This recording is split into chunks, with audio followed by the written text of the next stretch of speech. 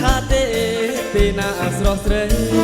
ស្រឡាញ់ខ្ញុំមិនហ៊ានឡើយប្របងអើយសូមបងប្រណីឲ្យតែអូនព្រមស្ម័គ្រមេត្រីកែអូនកុំភ័យបងតាមទាំងអង្គអូនចង់ទៅលេងបាត់ដំបងឬចង់ឆ្លងទៅថៃណាស្រីស្រងអូនខ្លាចតែស្នេហ៍បងមិនស្មោះស្នេហ៍ហើយបងតាដៃចោលអូនមិនដែរទេចាស្នេហ៍បងអើយតែស្នេហ៍ហើយបងស្នេហ៍លំសូអញ្ចឹងអត់ចាប្រញាប់ណាបងជិះរថយន្តលេងទាំងអស់គ្នា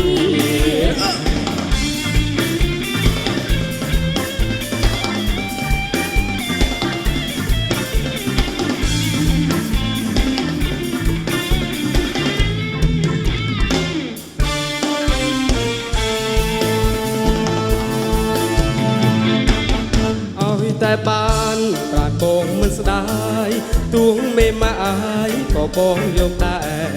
កូន4-10ក៏បងព្រមស្នេហ៍មិនថាទេទេណាស្រស់ស្រីស្រឡាញ់ខ្ញុំមិនហ៊ានឡើយប្របងអើយសូមបងប្រណី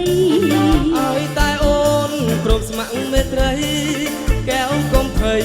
បងតាមទាំងអង្គ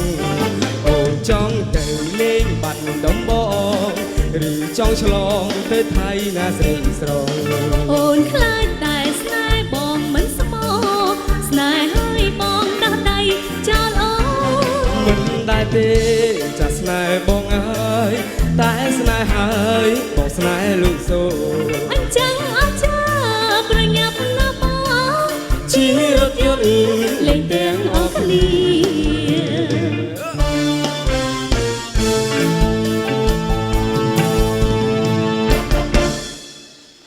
បាទអរគុណបាទផ្ដល់ស្នូតដៃជូនដល់បាទបេក្ខជនរស់ព្រួយនិងបេក្ខជនឈិនម៉ានិចបាទអរគុណសួស្ដីឃើញព្រួយសភាព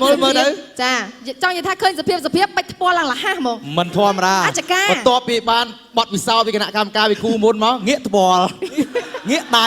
ងាកថ្ពាល់មើលក៏យើទឹកនេះមិនណយ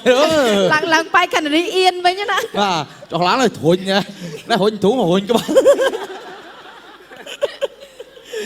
អរគុណអារម្មណ៍មិនដែរអារម្មណ៍មិនដែរព្រួយបាទជាដំបូងក៏សូមជម្រាបសួរដល់បងគណៈកម្មការទាំង4ហើយនិងបងប្អូនអ៊ំពូមីងពុកម៉ែដែលគាត់ចូលរួមទស្សនានៅទី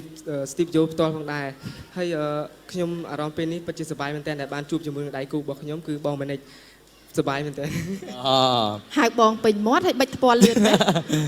ចុះការម៉ានិចវិញបាទម៉ានិចវិញចាសូមជម្រាបសួរបងទាំង4និងប្រជាជនខ្មែរទាំងអស់សារជាថ្មីថ្ងៃហ្នឹងខ្ញុំក៏មានអារម្មណ៍ថាសប្បាយចិត្តដោយសារបានច្រៀងមើលបងព្រួយបងទៅបងមកហើយចុះឥឡូវសួរបន្តិចអាពេលដែលព្រួយបិចពាល់អារម្មណ៍មិនដែរពេលហ្នឹងអារម្មណ៍ថាធម្មតាជាការសម្ដែងបាទឥឡូវបិចតិចទៀតមើល